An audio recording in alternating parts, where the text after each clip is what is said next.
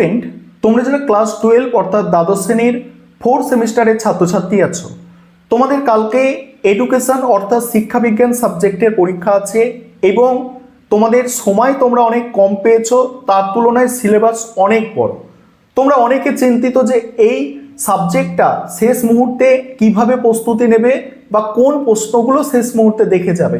তোমাদের জন্য আজকে আমি মডেল কোয়েশ্চেন পেপার নিয়ে আলোচনা করব। আশা করি এই মডেল কোয়েশ্চেন পেপার থেকে তোমরা মিনিমাম 5 নম্বর কেন 5 নম্বরের থেকে বেশি প্রশ্ন তোমরা পরীক্ষায় কমন পাবে।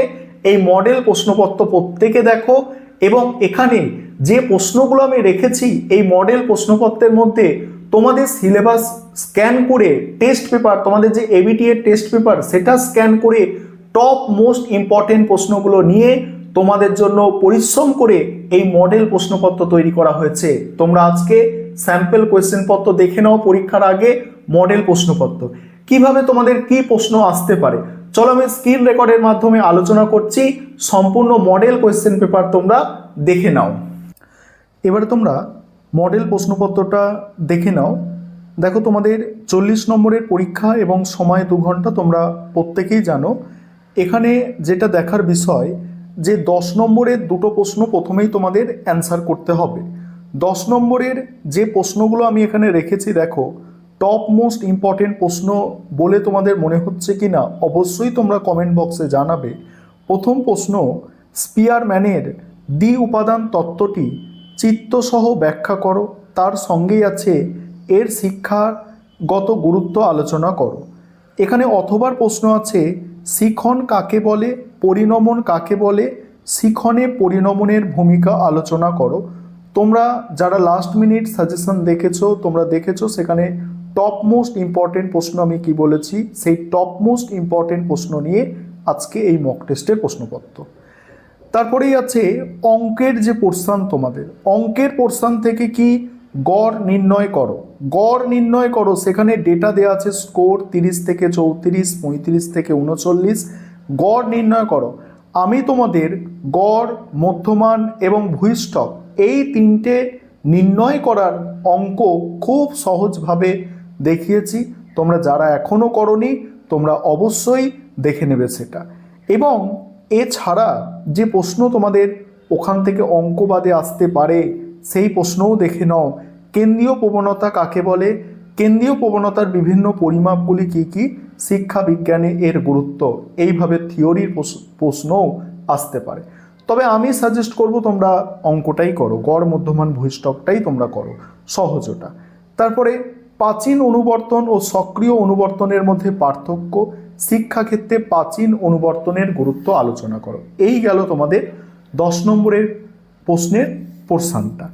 এবার 5 নম্বরের দুটো প্রশ্ন লিখতে হয়। 5 নম্বরের দুটো প্রশ্ন, সেখানে থাকে কত, সেখানে থাকে 10, টোটাল হচ্ছে 10। এখানে কি করবে, এখানে প্রথম যে প্রশ্ন দেখে নাও, মানসিক স্বাস্থ্য কাকে বলে এবং একজন শিক্ষার্থীর মানসিক স্বাস্থ্য রক্ষায় বিদ্যালয় বা শিক্ষকের ভূমিকা আলোচনা করো।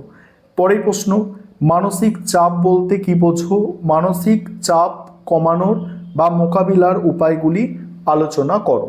তারপরে আছে শিক্ষায় প্রযুক্তিবিদ্যা, শিক্ষায় প্রযুক্তিবিদ্যা কাকে বলে, শিক্ষা প্রযুক্তিবিদ্যার পরিধি সংক্ষেপে আলোচনা করো। নেক্সট, কম্পিউটার ভিত্তিক শিক্ষার সুবিধা অসুবিধাগুলি আলোচনা করো। কম্পিউটার ভিত্তিক শিক্ষার সুবিধা অসুবিধা। আরও একটা আছে ভালো থাকা বা কুশলতা বলতে কি বোঝো, মনস্তাত্ত্বিক ভালো থাকার উপাদানগুলি কি কি। এবারে 2 নম্বরের পোর্শন, অর্থাৎ 2 নম্বরের প্রশ্ন 5টা অ্যান্সার করতে হয়। সেখানে যেগুলো আছে দেখো, বুদ্ধির একটি সংজ্ঞা দাও অথবা গেস্টাল মতবাদ কি। তারপরেই আছে শিক্ষাক্ষেত্রে আইসিটি এর একটি ব্যবহার লেখো, এর সঙ্গেই আছে হার্ডওয়্যার ও সফটওয়্যারের পার্থক্য। তারপরে পরিসংখ্যান বহুভুজ কি, তারপরে মোট এর একটি সুবিধা লেখো। হু এর মতে মানসিক স্বাস্থ্যের একটি বৈশিষ্ট্য। জীবনশৈলীর শিক্ষা কি, মনোযোগের একটি বস্তুগত নির্ধারকের নাম লেখো। এবারে প্রশ্ন যদি একটু ঘুরিয়ে আসে তার জন্য তোমাদের আরও একটি মডেল কোয়েশ্চেন পেপার সেট তৈরি করা হয়েছে। তোমরা প্রথম সেটটা আগে খুব ভালো করে প্র্যাকটিস করবে। যদি প্রথম সেট প্র্যাকটিস হয়ে যায়, কিছুটা টাইম তোমরা পাও, এক্সট্রা টাইম, তাহলে তোমরা এই দ্বিতীয় সেটটা একটু দেখে যাবে যে দ্বিতীয় সেটে কি কি প্রশ্ন আমি রেখেছি। দেখো এখানেও 10 নম্বরের প্রশ্ন, প্রথম প্রশ্ন, পেশনা বলতে পেশনা কাকে বলে? শিক্ষাক্ষেত্রে শিক্ষার্থীদের পেশনা সৃষ্টির কৌশলগুলি আলোচনা করো। তারপরে বুদ্ধির সংজ্ঞা, সাধারণ মানসিক ক্ষমতা ও বিশেষ মানসিক ক্ষমতার মধ্যে পার্থক্য, মধ্যমান নির্ণয় করা। আমি বললাম তোমাদের গড় এবং মধ্যমান খুব ভালো করে তৈরি করতে হবে, এটা মধ্যমান নির্ণয়ের অঙ্ক, স্যাম্পল দেওয়া হয়েছে। এইভাবে প্রশ্ন ঘুরিয়ে আসতে পারে, প্রশ্ন ঘুরিয়ে বলতে এই সংখ্যাগুলো চেঞ্জ করতে পারে, ঠিক আছে। তারপরে হচ্ছে কি আয়ত লেখো ও পরিসংখ্যান বহুভুজ এর মধ্যে পার্থক্য। তারপরে বন্টন, প্রদত্ত বন্টন থেকে একটি আয়তলেখ অঙ্কন করো, মানে কাল্পনিক ডেটা ধরে আর কি। তারপরে দেখো থাস্টনের বহু উপাদান তত্ত্বটি আলোচনা করো, থাস্টনের বহু উপাদান তত্ত্বটি আলোচনা করো। এবারে তোমাদের যে 5 নম্বরের প্রশ্ন, প্রথম প্রশ্ন, জীবনশৈলীর শিক্ষা কি? সমস্যা সমাধান ও সিদ্ধান্ত গ্রহণের দক্ষতা সম্পর্কে সংক্ষেপে লেখো। কৈশোরকালীন বা বয়ঃসন্ধিকালে সাধারণ মানসিক সমস্যাগুলি কী কী? শিক্ষার প্রযুক্তি এবং শিক্ষায় প্রযুক্তির মধ্যে পার্থক্য। আমি আবারও বলছি, তোমরা প্রথম সেট আগে দেখবে, তারপর এই দ্বিতীয় সেটে হাত দেবে, ঠিক আছে। তারপর দেখো সিস্টেম অ্যাপ্রোচ বা তন্ত্র রীতি কি? শিক্ষাক্ষেত্রে এর ধাপগুলি উল্লেখ করো। নেক্সট হচ্ছে শিক্ষাক্ষেত্রে ডিজিটাল প্রযুক্তি ব্যবহারের গুরুত্ব লেখো। তারপরে হচ্ছে নিম্নলিখিত প্রশ্নগুলির সংক্ষেপে উত্তর, যেটা 2 নম্বরের প্রশ্ন। প্রথম প্রশ্ন, স্কিনার বক্স কি? এর সঙ্গেই আছে অন্তর্দৃষ্টিমূলক শিখন বলতে কি বোঝো? তারপরে ক্যাল এর সম্পূর্ণ রূপ কি? অথবা ইনপুট ডিভাইস আউটপুট ডিভাইসের একটি উদাহরণ দাও, ঠিক আছে।